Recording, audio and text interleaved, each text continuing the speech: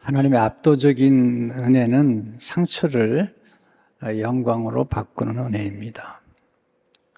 우리는 상처를 싫어하고 또 상처받는 걸 싫어하잖아요. 그리고 상처에 대해서 많이 이야기를 하죠.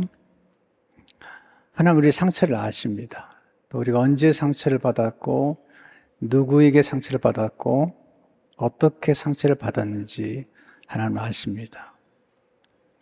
또 상처가 얼마나 우리에게 고통을 주는 것도 아십니다. 그래서 하나님 우리의 상처를 싸매 주시고 치료해 주시기를 원하십니다. 이사야 30장 26절을 보게 되면 여호와께서 자기 백성의 상처를 싸매시며 그들의 맞은 자리를 고치시는 날에는 달빛은 햇빛 같겠고 햇빛은 7배가 되어 7날의 빛과 같으리라. 상처를 싸매어 주십니다. 상처를 가만두면 썩죠. 또 냄새가 나기도 하죠. 시편 38편 5절을 보게 되면 내 상처가 썩어 악취가 나오니 내가 우미한 까닭이로소이다. 상처를 치유하지 않고 가만두면 악취가 나는 것입니다. 하나님은 우리의 맞은 자리를 고치신다. 우리가 맞아서 받은 상처 26절을 보시면 그들이 맞은 자리를 고치신 날에는 우리가 살아오는 과정에서 맞잖아요. 맞기도 하고 언어폭력, 그러니까 그 육체적인 폭력도 참 고통스럽지만 언어의 폭력으로 받은 상처가 참 많습니다. 또 육체적 고통도 많이, 폭력도 많이 당하죠. 성폭력도 당하기도 하고요. 어릴 적에 부모에게 받은 상처 또는 학교 선생님에게 받은 상처, 학교에서 왕따를 받은 상처가 우리에게 있습니다. 어떤 나쁜 친구들에서 받은 상처들, 참 굉장히 고통스러운 거예요. 어떤 분들은 직장에서 또 직장의 상사나 동료에게서 또 어떤 분은 교회에서 큰 상처를 받습니다. 또 가정에서 상처를 많이 받잖아요. 그래서 상처받은 가정이 많아요. 특별히 무장이 해제된 자리에서 받은 상처는 더 깊습니다. 식탁이나 침실 이런 데서 받는 상처는 더 깊은 상처를 만들게 됩니다. 상처를 받으면 좌절감을 느끼죠. 무력감, 또 자존감이 상실됩니다. 의욕을 상실하고 또 사람들을 만나는 것이 두렵습니다. 그래서 상처를 받으면 쉽게 마음을 열지 않아요. 또 사람을 만났을 때 좋은 기대보다는 나쁜 기대를 갖게 되고 삶에 대한 냉소적인 그런 반응을 하게 됩니다. 또 극단적인 편견이나 생각을 가지고 사람들을 대하거나 인생을 대하는데 참 상처는 치유가 돼야 되죠. 또 어떤 분들은 과거의 상처에 갇혀 있습니다. 상처라는 감옥에 갇혀서 현실의 행복을 거절하고 미래에 대한 꿈도 품지 않은 채 살아가기도 합니다. 상처는 우리의 과거와 관련이 되어 있습니다. 그런데 상처를 잘 치료하면 상처가 영광이 됩니다. 또 상처가 우리에게 큰 축복이 됩니다. 어떻게 우리 상처를 치유할 수 있을까요? 하나님 어떻게 우리 상처를 치유하는 걸까요? 첫째로 상처를 치유해 주시는 하나님 앞에 나아가십시오. 하나님 우리의 상처를 경멸하는 분이 아니세요. 저는 이제 가끔 살아가면서 우리 연약함이나 상처를 경멸하는 분들을 만났어요. 우리의 연약한 분, 살아오면서 힘들었던 것들을 이해해 주는 것이 아니라 우리가 경멸하고 무시하는 분들을 만났습니다. 가끔 어떤 분의 소리를 듣다가 왜 아프냐고 막 야단을 치는 거예요. 그분은 아프질 않습니다. 그분은 아픈 걸 모르는 분이에요. 내가 아는 목사님입니다. 아주 건강하십니다. 또는 왜 우울증이 뭐냐고 막 야단을 치는 분들이 계세요.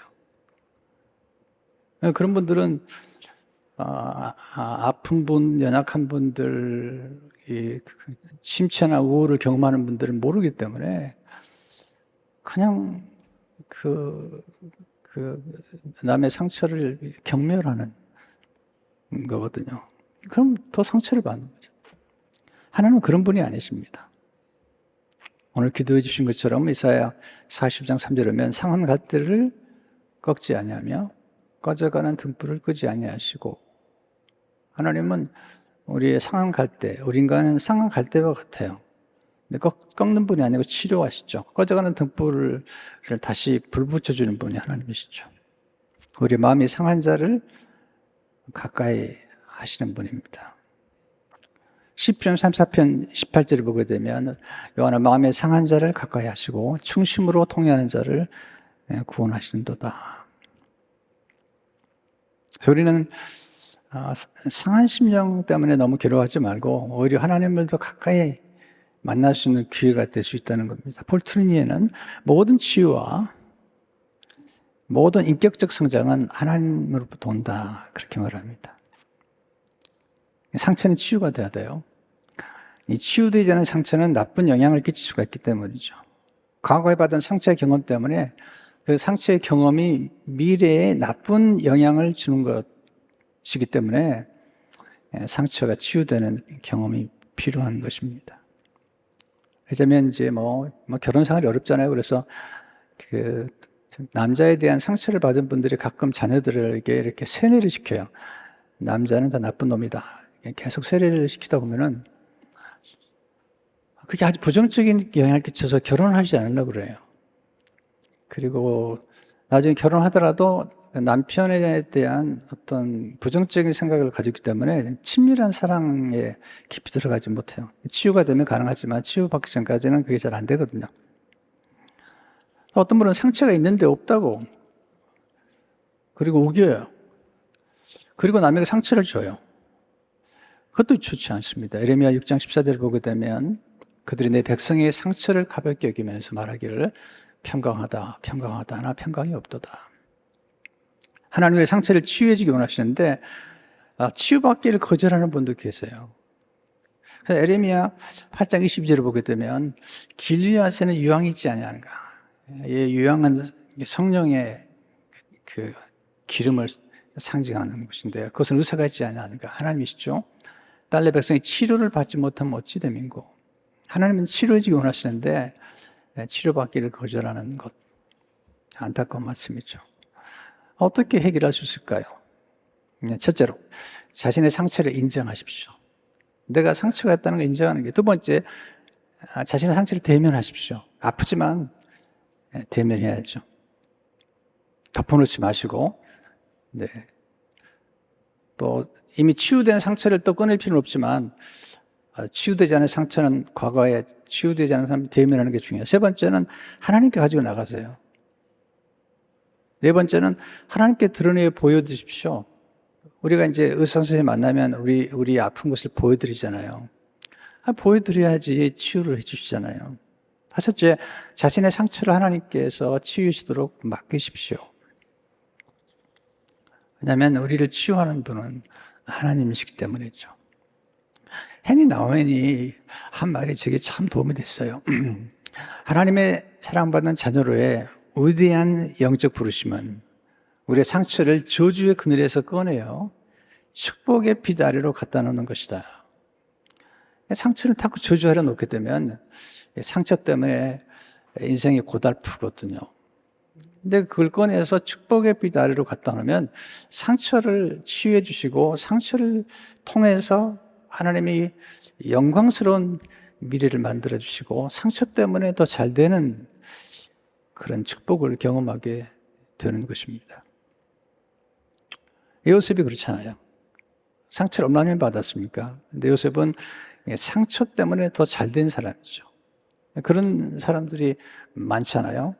근데 어떤 분은 상처 때문에 몰라 기뻐해요. 그것은 상처에 대한 너무 지나친 부정적인 생각, 그리고 상처를 치유하려고 하지 않는 그런 완고함, 이런 것들이 문제가 되는 거거든요.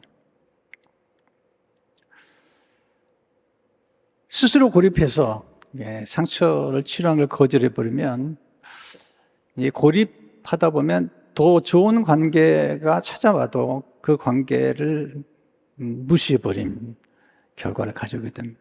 좋은 게 아니죠. 상처는 율법 아래에서 예수님의 은혜 아래로 갖다 놓으셔야 돼요. 율법은 자꾸 우리의 상처나 우리의 죄나 잘못들을 드러내지만, 예수님의 은혜는 우리의 상처를 싸매해 주시고 그리고 치료해 주시고 상처마저도 축복이 되도록, 상처가 우리의 삶을 풍성하게 만들도록 그렇게 반전을 시킬 수 있는 분이 예수님의 은혜거든요. 그래서 상처를 은혜 아래 가져오면 상처를 해석하는 게 달라집니다. 인생은 결국 해석의 문제고 반응의 문제고 관점의 문제죠. 그러니까 상처를 어떻게 볼 것이냐. 상처를 부정적으로만 보게 되면 상처가 우리에게 주는 놀라운 축복들을 놓쳐버리죠. 그러니까 상처를 낭비하면 안 됩니다. 우리가 치유받으려면 수술해야 되잖아요. 수술하면 상처를 받게 되죠. 그 상처받는 것이 싫어서 수술하지 않으면 더 나빠지는 거잖아요. 그러니까 상처를 모두 나쁘게만 생각하면 안 된다는 거죠. 제가 이제 이렇게 성경을 공부하고 많은 분들의 인생들을 연구하고 제 자신을 돌이켜보면서 참 상처가 축복이라는 것을 많이 생각하게 되죠. 그래서 두 번째 배우는 교훈이 뭘까요? 깨어짐의 상처는 하나님의 압도적인 은혜의 통로입니다. 하나님이 역사하는 은혜의 통로가 되는 거죠. 그러니까 상처가 문제가 아니라 압도적인 은혜가 역사하지 못하게 하는 게 문제예요. 상처가 있다 하더라도 압도적인 하나님의 은혜에 우리 자신을 맡기면 하나님의 압도적인 은혜가 역사하게 되면 놀라운 일이 생기는 거죠. 그러니까 모든 것 양면이 있는 거예요. 동절의 양면처럼. 그러니까 상처는 부정적인 의미도 있지만 긍정적인 면도 많은 거거든요. 상처의 긍정적인 면을 좀 생각해 보면 좋을 것 같아요. 첫째로, 깨어짐의 상처를 통해 생명이 태어납니다. 깨어짐이 없이는 생명의 탄생이 없습니다. 요한복음 12장 14절을 보게 되면, 내가 진실로 진실로 너희에게 이르노니 한 알의 밀이 땅에 떨어져 죽지 않으면 한 알 그대로 있고 죽으면 많은 열매를 맺느니라. 씨앗 껍질에는 생명이 없습니다. 껍질 안에 있는 씨는 생명이 있죠. 그러니까 씨눈이 깨어져야 돼요. 아니, 껍질이 깨어져야 되죠. 껍질이 깨어질 때 씨눈이 나와서 이제 싹이 트고 꽃이 피고 열매를 맺는 거잖아요. 그러니까 깨어짐의 상처가 생명을 낳는 거죠. 사실 아이가 태어날 때 이게 양수가 터지잖아요. 그리고 그리고 물이 쏟아지면서 생명이 탄생하잖아요. 근데 그런 깨어짐의 상처를 원하지 않는다면 생명의 탄생이 없는 겁니다. 두 번째, 깨어짐의 상처를 통해서 생수와 보혈을 경험하게 됩니다. 구약에 보면 출애굽기에 마실 물이 없어가지고 원망하니까 하나님께서 반석을 쳐서 깨뜨려서 생수를 주시잖아요. 출애굽기 17장 1절을 보게 되면, 내가 호렙산에 있는 그 반석 위 거기서 내 앞에 서리니 너는 그 반석을 치라. 그것에서 물이 나오리니 백성이 마시리라. 모세가 이스라엘 장로들의 복전에서 그대로 향하니라. 반석을 깨뜨렸어요. 그랬더니 물이 나옵니다. 시편 105편 41절에 보면 반석을 여신즉 물이 흘러나와 마른 땅에 강같이 흘렀으니. 깨어짐은 열림입니다. 열림. 상처는 열림이죠. 그러니까 하나의 미래의 껍질이 깨어지는 그 상처 속에서 생명이 열리는 거고, 그리고 어머니 자궁이 깨어지는 경험을 통해서 새로운 생명이 태어나는 거고, 반석이 깨어짐으로 생수가 쏟아지는 거거든요. 근데 바울은 이 반석이 예수님이시다. 고린도서 10장 4절을 보게 되면, 다 같은 신령한 음료를 마셨으니 이는 그들을 따르는 신령한 반석으로부터 마셨으며 그 반석은 곧 그리스도시라. 이것은 장차 예수님이 오셔서 십자가에서 깨어지심으로 십자가에서 우리에게 생수를 내어주시는 거예요. 그뿐만 아니라 깨어짐이 없이는 보혈도 없습니다. 요한복음 19장 3, 4절을 보게 되면 그중 한 군인이 창으로 옆구리를 찌르니 그 피와 물이 나오더라. 옆구리가 찔렸어요. 네, 그 찢어지고 깨어지는 데서 나온 거잖아요. 그러니까 예수님이 보혈이 없이는 우리는 의롭다함도 용서도 없는 거죠. 예수님이 깨어지시고 찢기셨기 때문에 우리가 치유를 받는 거죠. 베드로전서 2장 24절을 보게 되면 그가 채찍에 맞음으로 너희는 남을 얻었나니, 채찍을 통해서 지금 찢기고 그리고 십자가에서 깨어지심으로 우리에게 피와 물을 쏟아주신 것입니다. 세 번째, 깨어짐의 상처를 통해서 풍성한 복이 임합니다. 복이. 요한복음 1장에 보게 되면 수많은 사람들이 모였어요. 예수님께서 그들을 먹이시는데 한 어린 소년이 보리떡 5개, 물고기 2마리를 가져옵니다. 이걸 드립니다. 굉장히 중요한 건데요. 드림은 풍성함을 낳습니다. 오병이어를 드렸어요. 그랬더니 주님께서 그 오병이어를 하나님께 올리면서 감사합니다. 감사드리고 그것을 부서뜨려서 나눠주니까 그 남자 5,000명, 어린아이까지 합하면 2만 명, 3만 명을 먹게 되는 역사가 나타나죠. 그러니까 떡을 떼는 순간 부서지잖아요. 부서짐이 풍성함을 낳는 겁니다. 또한 나눌 때 풍성함을 낳죠. 이게 드림과 나눔, 이게 굉장히 중요한 것입니다. 우리 생각 가운데 우리 삶의 풍성함을 경험하는 때는 언제냐면 하나님 앞에 드릴 때, 아브라함 이삭을 드리잖아요. 거기서 놀라운 큰 복이 경험되고 그리고 순양을 만나잖아요. 사라밧 과부가 마지막 통에 있는 가루와 기름병의 기름을 먹지 않고 엘리야에게 드렸어요. 엘리야에게 드린 게 아니죠. 하나님께 드린 거죠. 하나님의 약속을 믿고 드렸더니 3년 6개월 동안 통의 가루와 병의 기름이 떨어지지 아니하니라.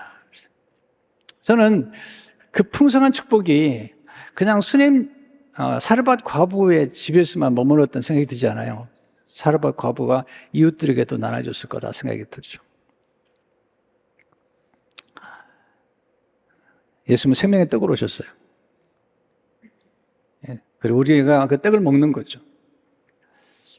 그 떡을 주시기 위해서 예수님께서 떡을 떼어서 부서뜨려서 우리에게 주신 것입니다. 그래야만 우리가 생명을 얻게 된 것입니다. 우리가 치유를 얻게. 예수님이 부서지심으로 우리의 부서짐은 치유가 되죠. 엠보스 캠프는 말합니다. 나쁜 부서짐은 그리스도의 좋은 부서짐으로 치유된다. 하나님의 상처가 우리 상처를 치유합니다. 우리가 받은 상처만 늘 얘기하는데요. 사실 하나님이 받은 상처를 생각해 보죠. 예수님이 받은 상처를 생각해 보면 그 예수님 받은 상처가 우리의 상처를 치유한다는 걸 깨닫게 되면 우리의 상처를 좀 새로운 각도로 볼 수가 있는 거죠. 또 상처가 상처를 치유합니다. 상처를 경험한 사람이 상처받은 자를 위로하고 치유합니다. 이제 제가 설교하면 많은 분들이 이렇게 치유를 경험한다고 그래요. 내적 치유. 그 이유는 뭐냐면 제가 이렇게 상처를 많이 경험했거든요. 근데 그 상처를 경험한 것으로 끝난 것이 아니라 하나님이 제 상처를 치유하셨어요. 그래서 상처받은 분들을 많이 이해를 하는 거예요. 상처받은 가정들, 상처받은 결혼 생활들, 정말 많이 이해하게 되는 겁니다. 교회에서 상처받은 분들, 여러분 교회에서 상처받아요. 저도 상처받았어요. 목회하면서 교회에서 상처를 많이 받았어요. 그러니까 여러분만 상처받는다고 얘기하면 안 돼요. 목사도 엄청 상처를 받고 목회하는 거예요. 그런데 하나님이 그런 상처들을 치유해 주시는 것입니다. 네 번째, 깨어짐의 상처를 통해서 예수님과 접붙임을 받게 됩니다. 이게 참 아름다운 비유인데요. 사도 바울이 구원을 접붙임이라고 소개하죠. 로마서 11장 17절을 보게 되면 또한 가지 얼마가 꺾였는데 돌감람나무 내가 그들 중에 접붙임이 되어 참 감람나무 뿌리의 진액을 함께 받는 자가 되었은즉. 여러분, 접붙임 받으려면 상처가 나야 되잖아요. 조니 에릭슨 타다라고 그 수영을 좋아해서 다이빙하다가 전신마비가 된 훌륭한 정말 크리스찬이죠. 그런 전신마비의 장애를 가지고 엄청난 상처를 받고 그리고 절망하고 자살을 시도하고 그러다가 하나님 은혜로 치유가 돼 회복이 됩니다. 그렇다고 전신마비가 회복된 건 아니에요. 그러나 영원히 회복이 됩니다. 그러면서 하나님과 접붙임을 받고 하나님이 공급하시는 놀라운 능력으로 그 고통스러운 세월들 동안에 수많은 사람들을 치유합니다. 그는 이렇게 기록하고 있습니다. 알다시피 접붙이는 것은 나무와 나무 가지에 상처를 내지 않으면 불가능한 일이다. 만약 그 수술을 할 때 나무와 인터뷰를 할 수 있었다면 죽은 신부가 잘리고 낯선 젖가지를 자기 삶 속으로 받아들여야 한다는 사실이 반갑지만 않았을 것이다. 하지만 나중에 여름이 되어 새 가지에 풍성한 열매들이 주렁주렁 열리면 곧 생각이 바뀔 것이다. 조금 더 읽어드릴게요. 하나님은 사랑하는 자들을 위해 접붙임을 하신다. 하나님을 떠나서는 아무것도 할 수가 없다. 하지만 하나님 안에 있으면 당신의 가지와 잎들에 하나님의 수액이 흐르게 되어 무엇이든 할 수 있다. 하나님이 그렇게 말씀하셨다. 어쨌든 그 모든 변함과 상처, 접붙임 그리고 치유의 결과는 당시 한 번도 맺어본 적이 없는 열매들로 나타날 것이다.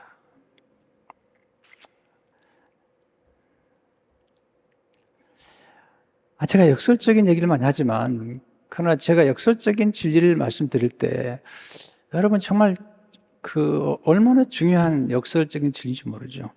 다섯 번째, 깨어짐의 상처를 통해서 아름다운 향기가 극하게 나요. 향기. 이 치유되지 않은 상처는 고약한 냄새가 나잖아요. 그런데 치유된 상처는 향기가 납니다. 아니, 치유된 상처를 통해서 향수가 만들어집니다. 향유가 만들어집니다. 감람나무의 열매가 으깨어지면서 감람나무 기름이 만들어지잖아요. 이 옥합을 깨트린 여인을 보면 그 옥합이 그냥 만들어진 게 아니거든요. 예수님께 와서 옥합을 깨트린 여인을 누가복음에 보게 되면 죄인이다, 창녀다 그렇게 기록하고 있습니다. 그런데 그 옥합을 깨트린 여인이 치유를 됐어요.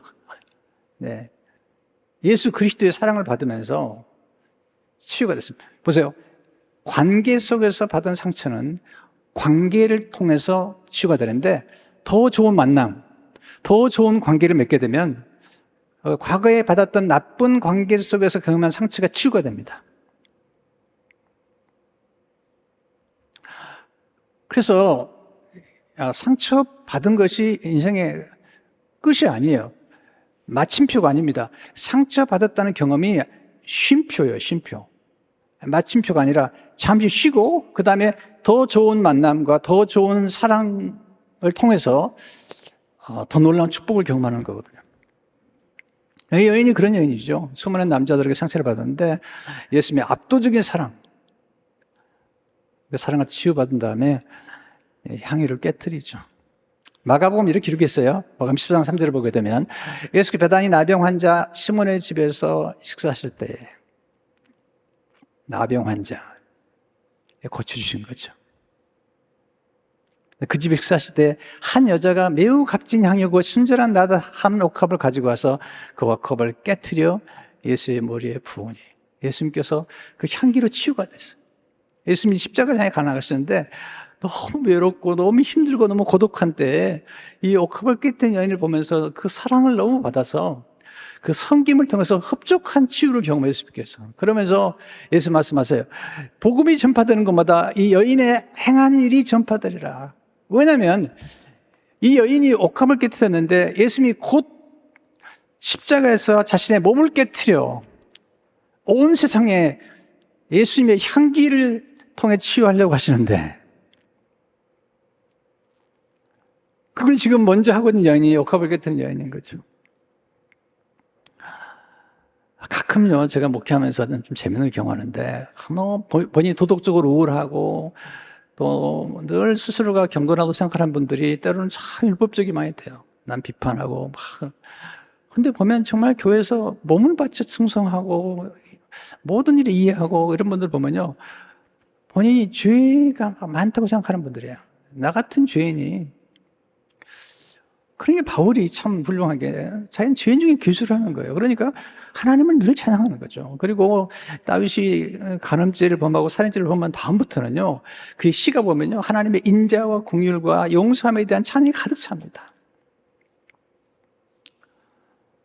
한 번은 온누리교회 그 비전교회 목사님들, 장로님들이 모여가지고 이제 저보고 세미나리 인도하라고 그래서 이제 세미나리 인도를 드렸습니다. 그랬더니 이제 끝나고 났더니 이제 질의응답 시간이 있는데 저한테 이제 질의를 하시더라고요. 교회에서 가장 어려운 신자가 누굽니까? 저한테 물어보더라고요. 대답을 해야 될지 모르겠네. 새벽기도 한 번도 안 빠지는 장로님. 깜짝 놀라더라고요. 새벽기도 한 번도 안 빠지면 경건하잖아요. 근데 문제는 뭐냐면 새벽기도 한 번도 안 빠지니까 새벽기도 빠지는 부목사님들을 격려하는 거예요. 내일부터 다 빠지면 안 되는데. 이 모순이잖아요. 모순이잖아요. 교회에서도 아낌없이 모든 걸 드리는 걸 보면요, 본인이 정말 완전 죄인인데 도저히 축복을 받을 수 없는 사람인데 축복을 받았다는 거죠. 그런 분들은 충성을 하는데 아끼지 않고 충성을 합니다. 근데 따져. 내가 이렇게 하나님 앞에 했는데 하나님 이것도 안 해줍니까? 이렇게 따지는 분들을 보면 어려운 거죠. 여러분, 상처가 향기가 나와야 돼요. 우리는 사람마다 만나면 향기를 느끼잖아요. 어떤 분은 지성의 향기가 있어요. 어떤 분은 매력적인 향기가 있어요. 어떤 분은 인격의 향기가 있어요. 어떤 분들은 참 만나보면 따뜻한 향기가 있잖아요. 향기가 우리를 치유하잖아요.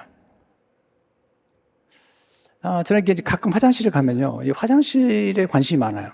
왜냐면 화장실에 갔을 때 참 향기가 나는 화장실이 있어요. 너무 좋아. 거기다 꽃이라도 한 송아씩 얹어 있으면 참 너무 좋은 것 같아요.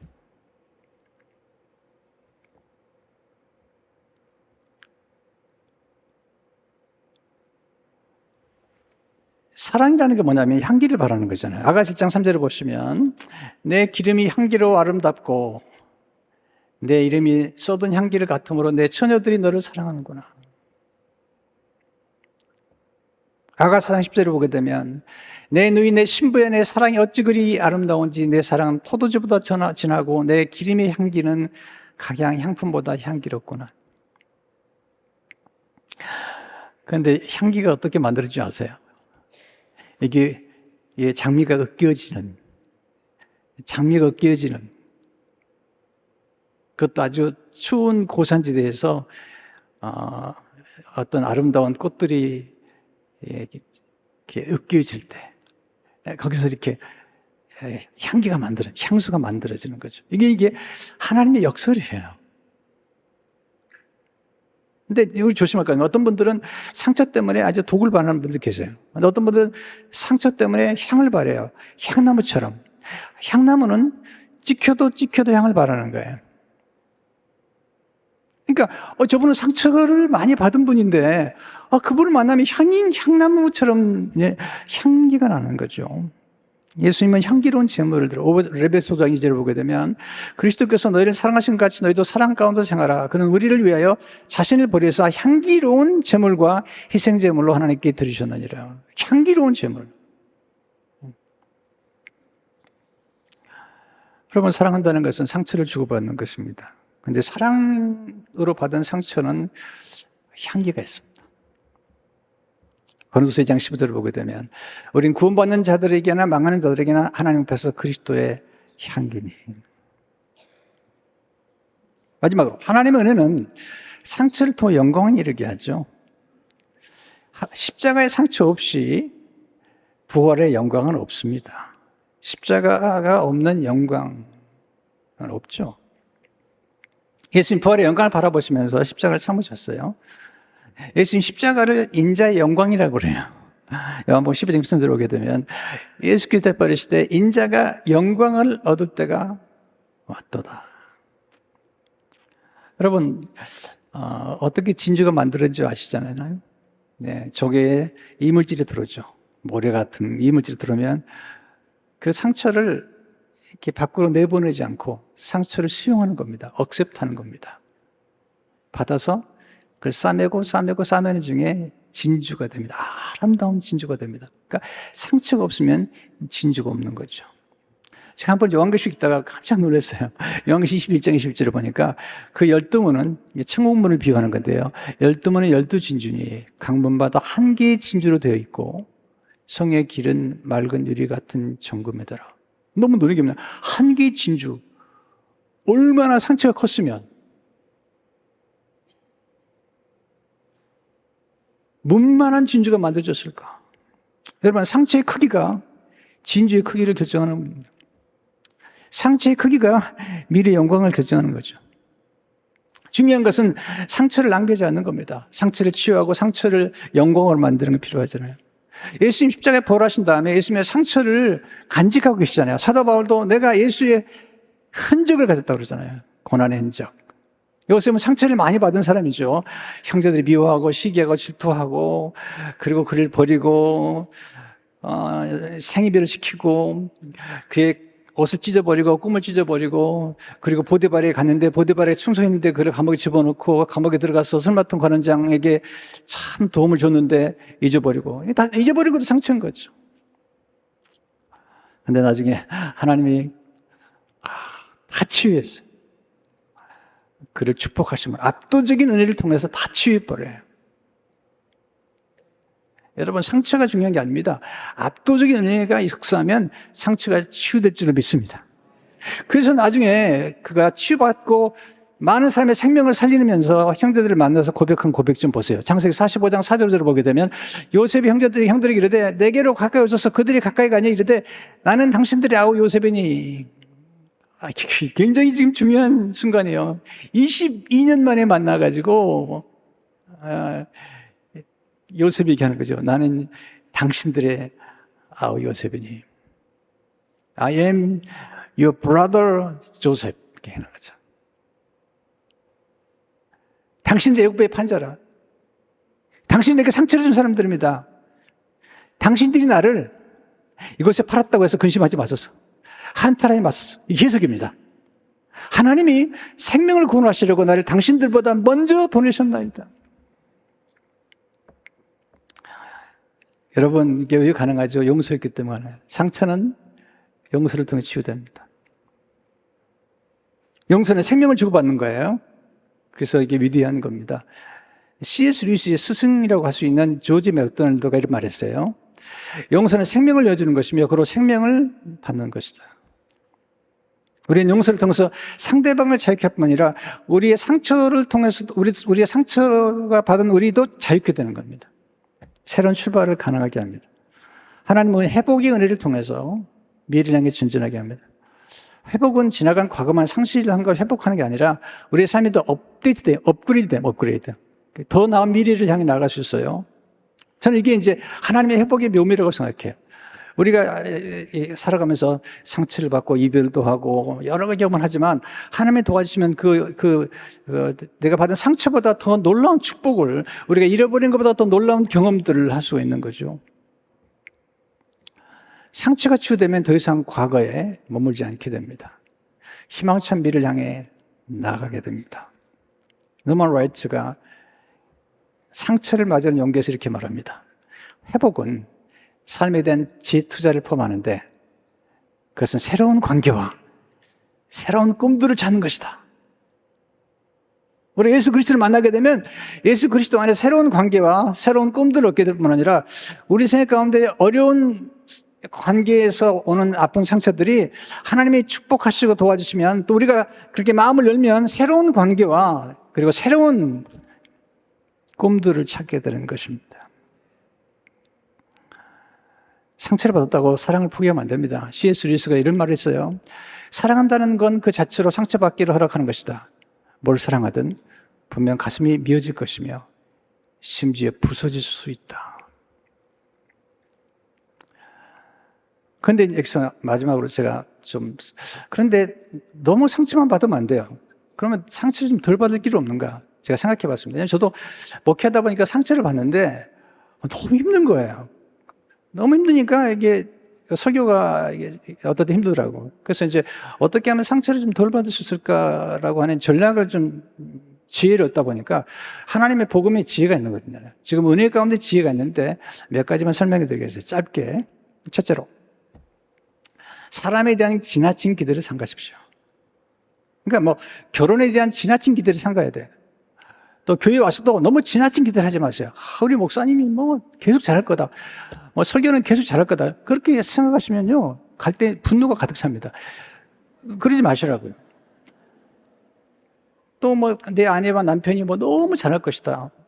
뭐 문도 열어주고, 무슨 문 열어줘요. 그런 결혼하기 전에는 한 얘기고 다 지나간 얘기입니다. 그러니까 그런 기대를 다 내려놓으십시오. 중요한 지혜를 갖게 되는 거예요. 두 번째, 하나님만이 주시는 사랑을 사람들이 기대하지 마십시오. 사람은 하나님이 아닙니다. 사람에게 너무 많은 기대를 하지 마십시오. 사람은 관계에 있어서도 인격적입니다. 그래서 선택할 수 있는 거예요. 우리 이제 손녀들, 손주들, 손자가 이제 오면은 이제 손자하고 한번 뽀뽀를 하고 싶은데요. 이게 아무 때나 안 해줍니다. 할아버지 뽀뽀 안 해줍니다. 겨우 기분 좋을 때 한 번만, 그러면 딱 한 번 해주는 거예요. 왜? 인격자이기 때문이에요. 아이들도 인격적이기 때문에 스스로가 선택하는 거예요. 근데 인형한테는 아무 때나 뽀뽀도 돼. 인격자가 아니기 때문에. 우리가 인격적으로 사랑한다는 것은 굉장히 중요한 거예요. 근데 사람은 사랑해 주는 한계가 있는 거예요. 사람은 사랑한다고 그러면서 자꾸 아프게 해요. 그렇잖아요? 이게 또 길어지면 안 되는데 조금만 길게 할게요. 이렇게 태풍을 이렇게 감수하고 나오신 분들에게 그냥 보낼 수는 없잖아요, 또.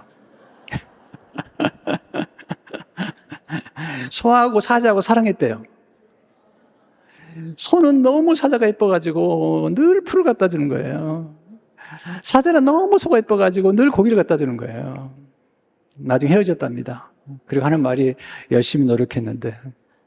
여러분, 사자는 풀을 먹을 수가 없어요. 소는 고기를 먹을 수가 없어요. 근데 사랑한다는 이름으로 원치 않은 걸 주는 거죠. 애게 인간이죠. 그걸 이해하는 게 좋습니다. 또한 상처를 주는 사람들과 어느 정도 경계를 두고 사십시오. 물론 이제 가족 간에는 좀 어려운 얘기지만 그래도 뭐 약간 뭐 시집 뭐 이렇게 좀 있잖아요. 어느 정도 경계를 조금 두는 게 좋습니다. 뭐 너무 자주 여러분, 사람은 사이와 사이 간격을 잘 유지할 때 이게 행복한 겁니다. 지혜는 어느 정도의 선을 지키고 유지하는 겁니다. 여러분, 자녀들 다 결혼시켰다고 아무 때나 오라고 옵니까? 그런 생각하지 마시라고요. 뭐 손주 보고 싶다, 그렇게 얘기하지 말고 조심스럽게 손주가 올 수밖에 없도록 올 때마다 조금씩 용돈을 준다면 이게 지혜가 생기잖아요. 약간 경계를 유지해야 됩니다. 부부간에도 이 선을 유지하는 게 행복한 가정인 거죠. 특별히 이제 은퇴를 하잖아요. 그러면 이 부인들이 죽을 지경이라는 거예요. 왜냐면 옛날에 직장에 나갈 때는 그냥 그 직장에 나가는 동안에 쉬기도 하고 잠도 자고 그랬는데 늘 붙어가지고 거기다 삼시기, 오시기가 되면 이건 그때부터 막 이 나이 들어가지고 우울증이 생기고 막 어떻게 할지 모른다는 거예요. 그래서 상담받고 막 그러네. 황혼 이혼이요, 우리나라가 굉장히 높습니다. 지금 황혼 이혼이 높습니다. 그러니까 나이 드신 분들 그냥 매일 나가세요, 그냥. 아무 데나 나가세요, 그냥. 공원에 나가든지 골프를 하러 가든지 그냥 나가세요, 그냥. 그리고 점심은 알아서 해결하고 들어와야지. 그걸 세 끼를 다 드시겠다고, 거기다 간식까지 드시겠다고, 그러면 그냥 오시기가 돼버리는 거예요. 왜냐하면 제가 지금 그런 나이에 들어가 있기 때문에 얘기하는 겁니다. 제가 지금 집에 들어가려면 물어봅니다. 전화로. 여보, 좀 일찍 들어가도 되겠냐고. 뭐 다 스케줄이 있더라고요. 자기 스케줄이 있는데 뭐 아무 때나 들어가면 좀 곤란하잖아요. 여러분, 경계를 유지하지만 마음을 열어놓고 사람들을 실제로 만나셔야 돼요. 어떤 분은 상처를 받고는 사람 안 만나는 거예요. 그러니까 좋은 만남을 다 잃어버리는 거잖아요. 상처를 주는 사람들을 이해하려고 노력하셔야 돼요. 상처를 주는 사람 만나보니까 다 이유가 있어요. 오래전인데 어떤 목사님이 얘기를 하시는데, 참 목회자 세미나에서 얘기를 하시는데 정말 그 얘기가 오래오래 기억에 남았습니다. 이 목사님이 신방을 갔는데 장로님 댁에 신방 가서 어떤 권사님이 계신데, 이 권사님이, 우리 교회는 그런 분이 없어요. 근데 그 권사님이 아주 꼬장꼬장 해가지고 목사님 앉혀놓고 한 30분 동안 야단을 치더래요. 30분 동안. 목사님 신방 갔더니, 그러니까 옆에 있던 아들이 엄마한테 그러더라고요. 엄마! 목사님 뭘 잘못했냐고. 엄마한테 야단을 치는 거예요. 그랬더니 그 옆에 있는 아들이, 아버지가, 장로님이 그러시더라고요, 장로님이. 아내 권사님을 야단친 게 아니라 아들을 야단치는 거예요. 이놈의 자식아.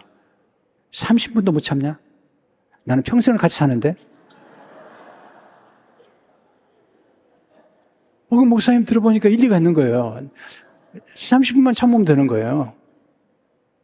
같이 사는 사람도 있는데. 그래서 무슨 얘기 하려고 이렇게 했는지 모르지만 하여튼, 네. 그렇게 생각하다 보면은 인생이라는 게 좀 쉬워지거든요. 요즘은 우리 교인들 가운데 그런 분이 한 분도 없는데, 옛날에 목회할 때 그런 분들이 좀 계셨어요, 가끔. 그럴 때마다 내 속으로 같이 사는 사람이 있는데, 예수님처럼 상처 입은 치유자가 되십시오. 그러면 참 남의 상처를 치유해주는 것도 참 행복이거든요. 여러분, 섬김도 치유예요. 조금만 더 섬겨보세요. 음식도 좀 섬겨드리고 잘해주시고, 이게 굉장히 놀라운 치유를 경험하는 것입니다. 잊지 마세요. 관계에서 오는 상처는 더 좋은 관계에서 회복이 돼요. 나쁜 부서짐은 하나님의 좋은 부서지면서 치유가 되는 겁니다. 여러분, 상처를 통해서 오히려 축복받는 여러분 되시기를 주의 이름으로 축원합니다.